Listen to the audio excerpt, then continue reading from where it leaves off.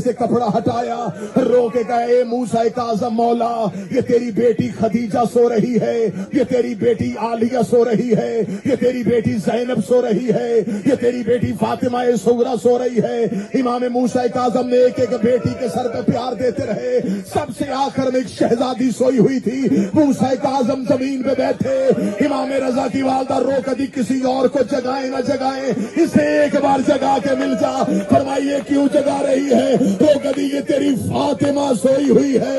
14 سالوں میں 28 عیدیں اس نے دروازے پہ کھڑے ہو کے دیکھی ہے. یہ روز کہتی میرا بابا واپس کب آئے گا.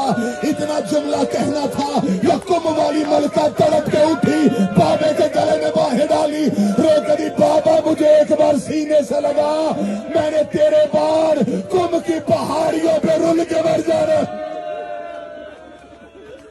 نکالا نہیں گیا, جنازہ پرچیوں سے کھینچا گیا. میرا 12واں امام زیارت ناہیہ میں فرماتا ہے, میرا سلام ہو میرے اس قیدی پہ جس کی لاش زنجیروں سے نکالی گئی, جس کی لاش برچیوں سے کھینچی گئی. انہوں نے ایک چادر پہ امام موسیٰ کاظم کا جنازہ رکھا. یہ رات کی تاریکی میں پل بغداد پہ آئے, اور سیدو معافی دینا, پل بغداد پہ انہوں نے جنازہ رکھا نہیں, انہوں نے جنازے کو پھینک دیا. جنازے کا پھینکنا تھا.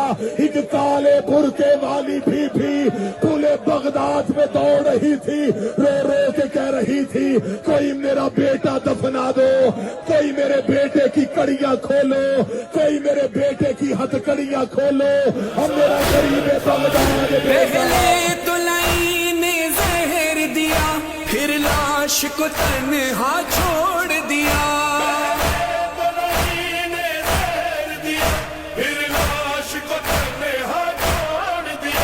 رونے کے لیے اس لاش پر,